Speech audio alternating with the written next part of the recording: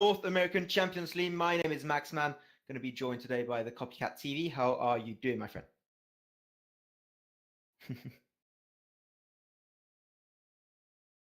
Yeah, we're going to be having Copycat on the side, going to be taking care of the stream and the camera, so not going to be chattering that much. But I'm going to be, anyway, taking care of this match for you guys today. And we're going to be having, for the first match of the day, Team Ambient up against RPYC.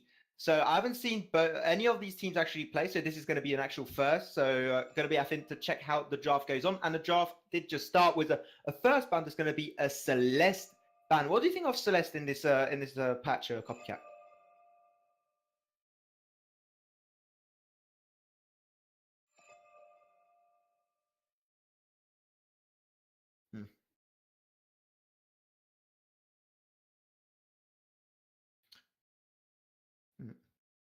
Yeah, it's weird to see a Celeste first ban. Like Ed did just mention, like Taka, Cruel, also Tony are the heroes that mainly get banned on that first round of ban. So that was the first ban for Ambient Esport. We're going to have to see what they want to go with next. Probably the ban crew you were talking about right there. There are many, also, like, there's so many good heroes, especially got Alpha, you got Fortress that you do not want to see on the enemy side of the team. Otherwise, it's just like the dive potential of that team is absolutely huge. So probably a Fortress banner would be a nice ban on the side of RPYC. Like, there are many different possibilities. After we're going to see, like, Ambient Esport, they did ban that Celeste. That means in the mid lane position, you have a restrained mage, number of mages that can be played out. You do have Warrior, you have Scarf, you have Samuel, that's one of the top meta mid and top laners this patch in 3.1. And looks like they changed it for Baptiste. I don't know how that is possible, but I did notice when I hit start on the draft, the Celeste ban was already there, so maybe they didn't actually. Oh. Okay, interesting. So it's not going to be a Celeste ban, it's going to be a Baptiste ban for Ambient Esport, which is even less common. No, they're saying Celeste in chat. Oh, well, what's going on? Is it? Wait, no Celeste, she is blacked out for us. Okay, well, apparently it was going to be a. Do we count that as a Celeste ban? I don't know. What? Interesting. Well, let's skip that for now, at least. And it was after then a Samuel ban on the side of RPYC. That means that if it is then a Celeste ban, that means you've got two of the top best mid laners going to be right off the bat out of this game number 1 of the day. And first pick up for Ambient Esport is going to be Rona. So Rona can be played into that top lane position or jungle. Top lane is a little bit more dominant for the 3.1 patch, seen by D'Angelo playing that Rona so well. So I wouldn't be surprised to see that actually in a top lane position. And then it's going to be a Koshka for RPYC.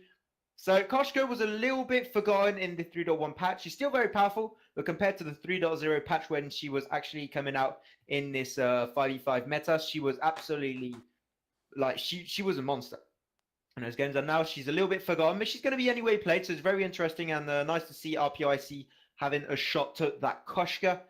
And then we do have that Reza pickup. So surely going to be a top laner right there. Wouldn't see any position where Reza could actually be played. After there's maybe only an EU thing where it's been played in mid every once in a while. But that is extremely weird. So I do not expect to see that. And then there's going to be a Lyra pickup. That's one, like, I think Lyra right now is the number 1 roam in 5v5 for Ambient Esport. Taking that pick with Rona is extremely smart because the extra sustain that Lyra is going to be giving up to that Rona into that front lane position. That's already a very good sustainable and tanky hero. Is going to be working extremely well.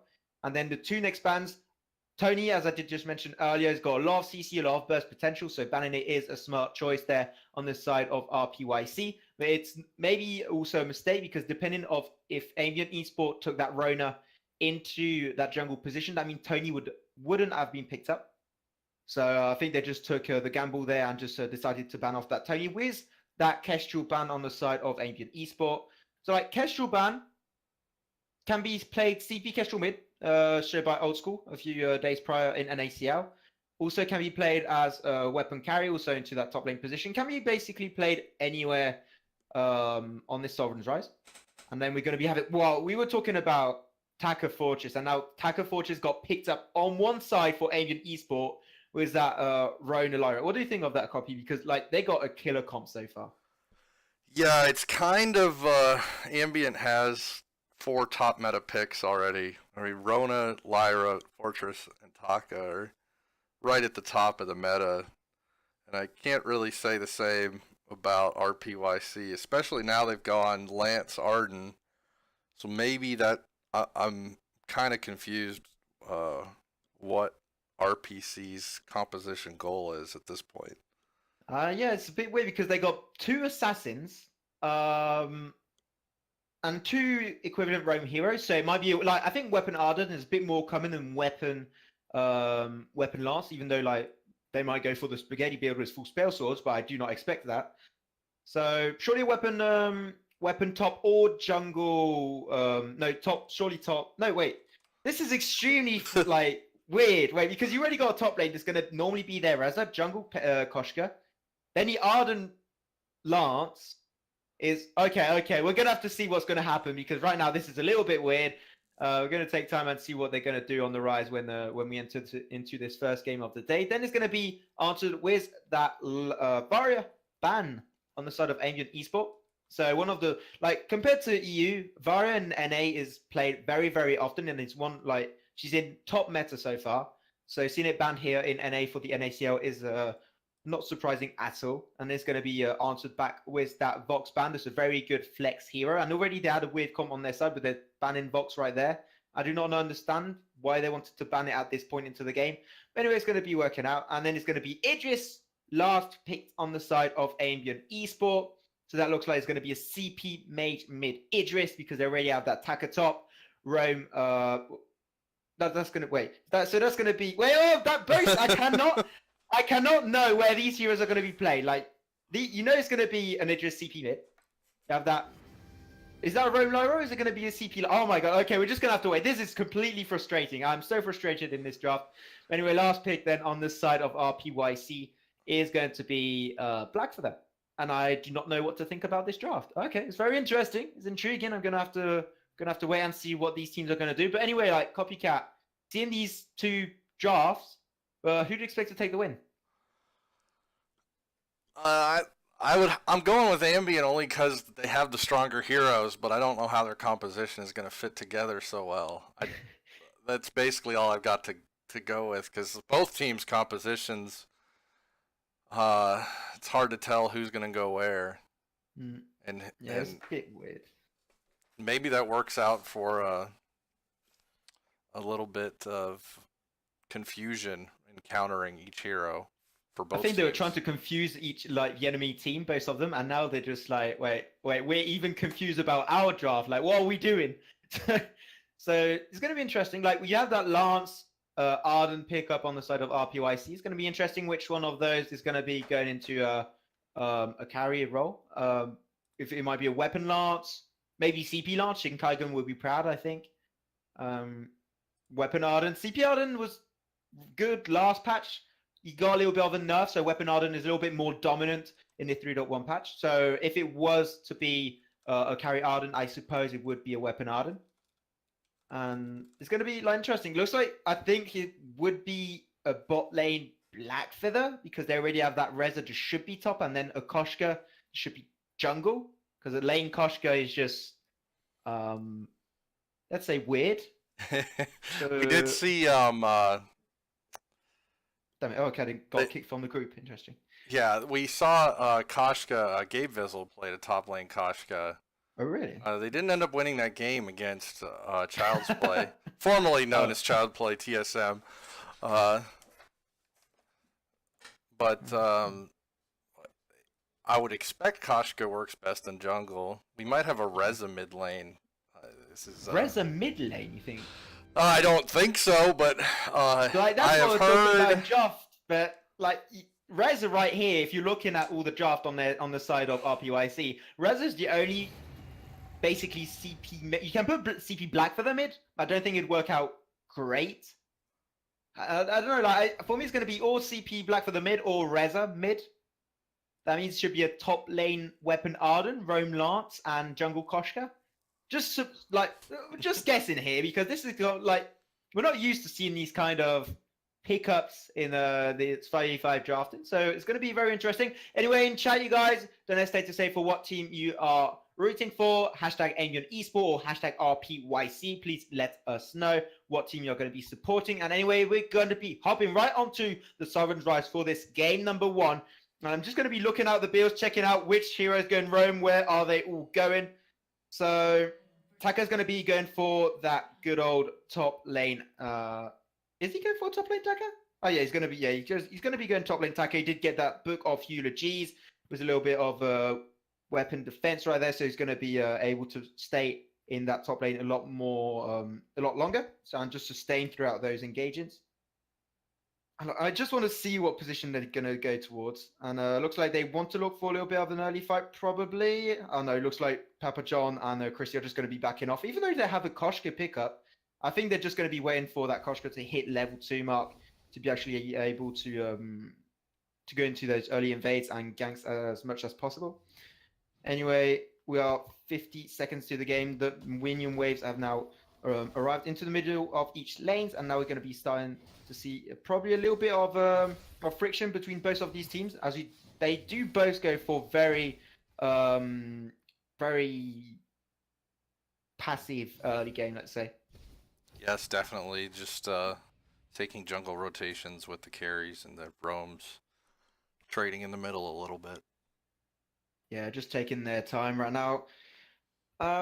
So let's talk about the builds real quick. Looks like it's going to be then a roam lance, as I did just mention earlier. So it's going to be a roam lance into the side of RPYC. Chrissy is going for... Wait a minute.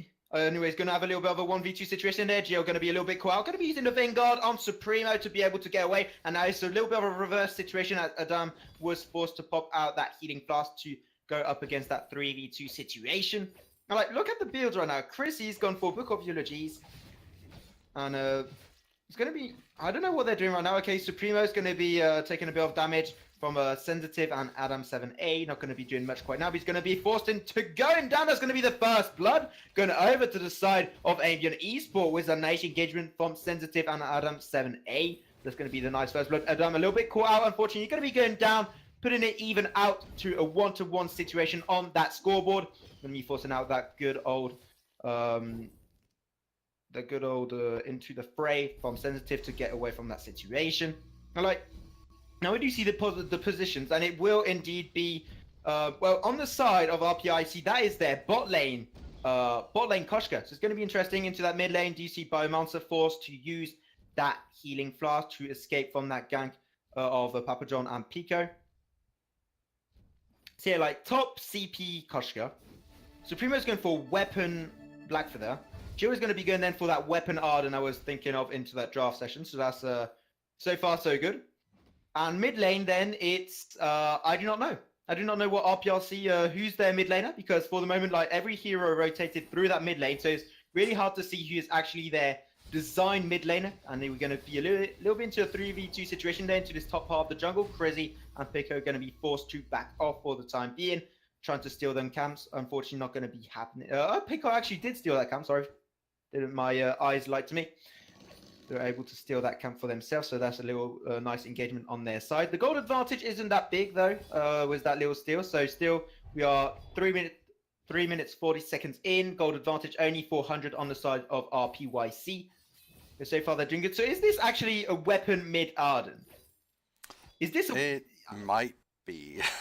I think it's a weapon mid Arden, because you got top Koshka. That means their jungler is Reza, because he's been rotating all over. So that is a weapon mid Arden. Even though I'm happy for Tasty Bacon having a weapon Arden actually being played, it is kind of surprising seeing a weapon Arden in that mid lane position, because you're not you don't have the range to go up against CP mages. So I'm okay, I guess. Okay, that's fine. That's interesting.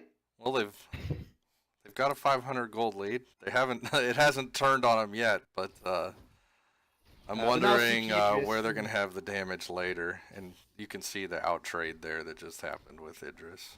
Yeah, but he's got 5 crystal bits right now, so that means he's unlocked his passive. divergence pass. So he's able to auto attack from range, do a hell of a lot of damage. And with those chakrams, look at that. Jill just unfortunately getting completely out damaged so far and out zoned. So he's going to be having to respect the damage output from Bloodlust.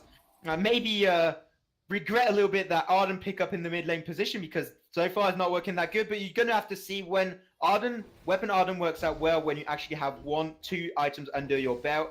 And Bloodlust taking a little bit of a hit to the face. Going to be forcing Papa John to back out as he did get through the safety of his own turret. And to his bot lane, do you have Sensitive against Supremos? Not doing much quite yet. Just going to be farming slowly, trying to steal some objectives on some camps. Sensitive going to be going for the healing camp on the side of RPYC. Now Papa John going to be taking a little bit of a fight up against Bloodlust. Not going to be doing much so far. So just going to be backing off, forcing himself to use that healing flask in case the Chakram did actually connect. Now, like, I don't know how this is going to work out, because Arden so far is getting a little bit shut down in terms of CS. Because now that you have Bloodlust that did unlock his passive, he's not going to be able to play as open-minded on those engagements. So he's going to be having to pay a lot more attention in those engagements. Yeah, okay. I'm really trying to analyze what's going on. So it's going to be then Adam onto that CP Jungle Fortress, as we did just mention, into the draft session. So that will indeed be confirmed with the Aftershock and Stormcrown build. He's going to be enabling his team to be also very, very aggressive. He's also going to be dealing a lot of damage by himself with that Aftershock and Stormcrown build. So that was going to be working out extremely well. So it's really nice because they got a very good dive comp on the side of Ambient Esport with that Fortress Rona comp and with the Taco also. And they also have a lot of sustained capacity coming up from that Lyra and Rona. So, like, on those fights, if the fights last long enough, I would give it over to Ambient Esports. But they do also have, like, 2 really good assassins. That's the Reza and Koshka on the side of RPYC. So if they're able to delete the side of Ambient, they're going to be winning those fights. So we do see a very nice engagement under turret onto this Taka. And Taka is going to be going down right off the bat onto this top lane. And that's going to be bringing it up to a 2-1 situation on the side of RPYC. And we are only 7 minutes into the game. Gold advantage 1,000 for RPYC. So far, they are slowly taking the advantage for themselves. And that's going to be the first top lane turret going down to RPYC, trying to get a kill on Biomancer. They will be able to find it. Did force out the healing flask. Unfortunately, was not enough. Like, 7 minutes in, 3-1. The advantage is very small. Like, they can easily come back from this on the side of Ambient Esport. It's going to be a little bit complicated if the advantage keeps growing and the gap keeps widening this way. Do you see a little bit of a 2v3 situation into this top lane? Do you see that detonator coming out? George going extremely low. Unfortunately, he just came back into that top lane and he's gone down instantaneously, not able to do anything. That Reza almost going down. Oh no, Reza going down! Unfortunately, taking that last shot from the turret, 537 damage. Goodbye, Reza. That was a good riddance. And now we do see Pekko and Chrissy trying to push this second top lane turret in under 8 minutes. This is absolutely huge win on the side of RPYC. They're going to be able to fight even further when they want, and they do have these dive 2 heroes. Just going to be that Koshka, Koshka, Blackfeather, and Reza. So they're going to be able to dive even further onto the back lane on the side of Ambient Esport. So far so good. And it looks like Jill is actually like pushed down this turret quite well with that weapon mid Arden. So it's going to be interesting. It looks like the Arden is going to go proc comp, kind of like a Grumpjaw build. Looks like they're building into a Aftershock. We have an Aftershock on Reza and Koshka as well, and they seem to have quite a bit of burst potential for the squishy heroes on Ambient. But I think that's their main focus right now. They want to try and take down Bloodlust as soon as possible, because if he's able to stack up, you know how CP Aegis is powerful. So they want to avoid that at all costs. And we do see Adam there, a little bit in a sticky situation, going to be forced to back out. Unfortunately, the Impale from Pekko will be sealing his fate. And that's going to be another kill going over to the side of RPYC. And another kill going over to the side of RPYC as Taka did go down to that Koshka. And now Sensitive a little bit under pressure. Not only a little bit, he's completely under pressure. Do you have Biomancer trying to rotate over? Unfortunately, that's going to be an Impale and a Jithin wall connecting onto Sensitive. He's going to be CC to the ground, but the comeback damage coming out from him is absolutely huge. Papa John almost going down to those turret shots, but unfortunately for Sensitive, he was able to slip away with that Troublemaker. And like so far, you do have we are 9 minutes 30 seconds into the game, 8-2, gold advantage 4,000. So far the gap is slowly widening, and they must try and keep this efficient, because unfortunately, if you do not scale early game with that Koshka pickup, it's going to be going the reverse way around, and we do see Bloodlust taking quite a bit of hit to the face with that Pouncy Fern to early death. Unfortunately, not going to be doing that much, as he did just heal up instantaneously with the help of that Biomonster Lyra. And now it looks like they might try to look for an engagement, but anyway, Weapon Arden mid was the first one to find the to push that turret successfully into this mid lane position. It's going to be forcing out an ultimate out of the edges to escape the engagement, but Biomonster, almost getting impaled by Pico. Going to be running all around now. Chrissy going to try and escape. He did go quite low. That's going to be forcing out an Arden Gauntlet. And Biomonster going down to the Arden. The Weapon Arden mid. That's very interesting what's happening right now. Bloodlust going extremely low. Going to be going down himself. Adam, unfortunately, not able to survive long enough. And that's a 2v4 situation. Unfortunately, did see right there, the attacker didn't survive. But Sensitive doing a really nice job. Almost taking out Chrissy. Unfortunately, the extra move speed of Koshka a little bit too dominant. They're able to secure another kill. And that was an ace on the side of RPYC. Was a very dominant performance so far. Yeah, the Rona tried to come in and recover that fight, but there's a little bit too much CC coming from the Lance and took her down. Yeah, it was a very nice move, and like as we did mention like throughout this game, like you're gonna see RPYC what they are absolutely aiming for, and I did you just mentioned earlier with that proc build on this Arden. Like they want to try and delete the enemy carriers on the side of Ambient Esport as soon as possible. If they're able to scale out through the fights, RPYC is gonna lose. So far, this hasn't happened. But if it does, I wouldn't be surprised having Bloodlust like getting those Dragon's Eye stacks when he's able to purchase it and doing a huge amount of damage. Anyway, that's going to be the CC train now with that Impale Shifting Wall and the Yummy Cannon Frenzy coming out from Chrissy and Pico in that 3v2 situation, able to score the kill on Bloodlust. And now Attacker going to be forced to back away, cannot pick a fight, unfortunately, against Akoshka. But Chrissy was extremely low, so unfortunately didn't pick up that fight. And you did see there, Jill, this weapon mid-Arden, able to pick up the kill onto that jungle fortress played by Adam 7A. So far, like this game is completely going to the side of RPYC. They are not showing any signs of weakening. So far, so good. And looks like indeed, like Jill, he's got the tension bow, aftershock build. Is he going to go? He looks like he's buying more CP. I'm going to be interested to see what he's actually trying to build up next in his hotbar. So he's going to go for Spellfire. Spellfire, tension bow, aftershock, weapon mid, not even weapon mid, like hybrid mid Arden. This is completely surprising. I'm kind of happy anyway on this top lane position. That's a very nice CC chain coming out from that Lance onto that Taka. Yummy Cannon Frenzy able to lock the fate of this Taka. Unfortunately not able to survive any longer. Now it's a 3v2 situation. And no, 3v3, sorry, didn't see someone was hidden there. Adam going extremely low, gonna have to respect the damage, having to back off a little bit prematurely. Forcing out with the ultimate of Bloodlust. Unfortunately, that's a healing flask coming out, and that was not expected by the Koshka. As she does go down himself. Now Papa John forced to back away as soon as possible. Going to be using the detonator and a very nice gauntlet coming up on the Arden. Able to seal the fate with that Idris. With that Reza onto Fortress. And now they secured 2 kill into that top lane position onto Bloodlust also. And Biomonster going to be going down himself also. And unfortunately, that's going to be the killing shot from the turret onto Papa John, able to secure another kill. Is not doing much, unfortunately, for them as they are still losing 20-6, 30 minutes into the game. Gold advantage is 8,000 gold advantage. So far, RPYC, if they keep it up at this rate, they're going to be taking the game. No way on the side of Ambient they will be able to come back. Even with these weird comps into this bot lane position, we do see, though, unfortunately, a Black Feather played by Supremos trying to take down this second bot lane turret. Unfortunately, wasn't able to do enough damage as the shield did naturally spawn back up onto it. So far, I'm really surprised by actually having this hybrid mid-Arden working out. I do see now the infusion coming out onto Koshka. Like, this is surprising. Yeah, definitely. But they need to, if they allow Idris to scale fully to, say even a 3-item build, they're gonna get out damaged if Ambient can keep Idris alive through the initial burst.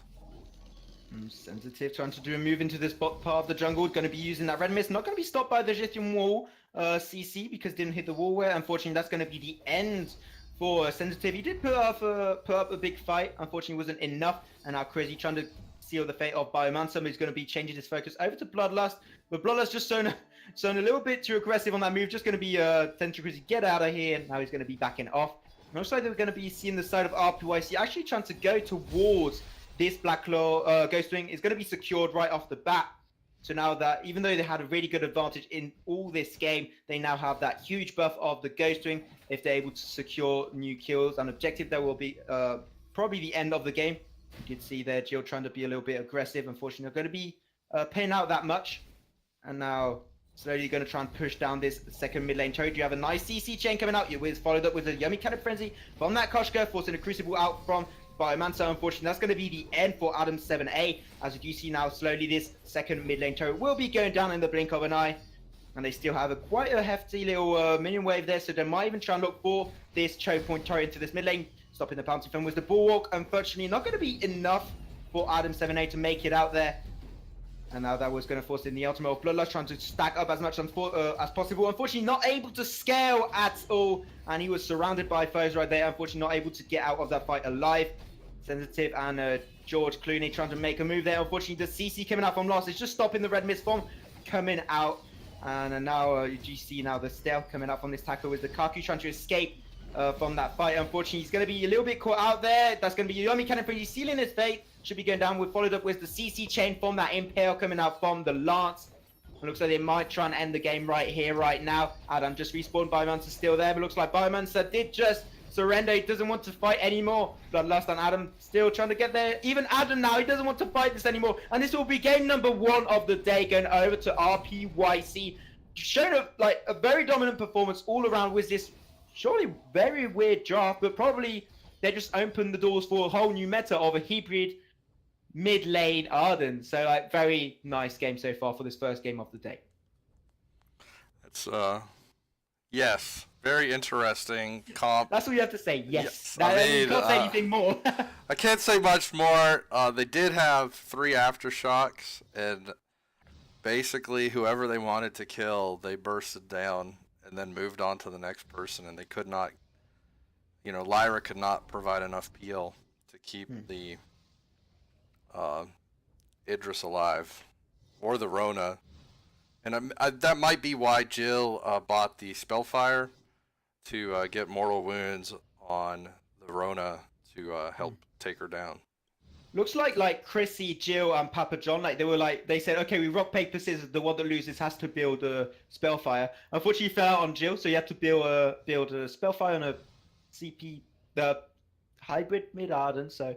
But it was an interesting build-up anyway. It did work out for them. I did see he's doing 8-1-8 on that KDA, so that shows it did work out quite effectively up against Ambient Esport. So anyway, that was the first match of the day, you guys. We do have in a few minutes, normally, the stream coming back up. It's going to be crunch time up against Kawaii and Anime Girls. We are a little bit late on schedule, so we're going to be ending the stream right here, right now. And we'll be coming back to you guys with the next match. Once again, crunch time up against Kawaii Anime Girls.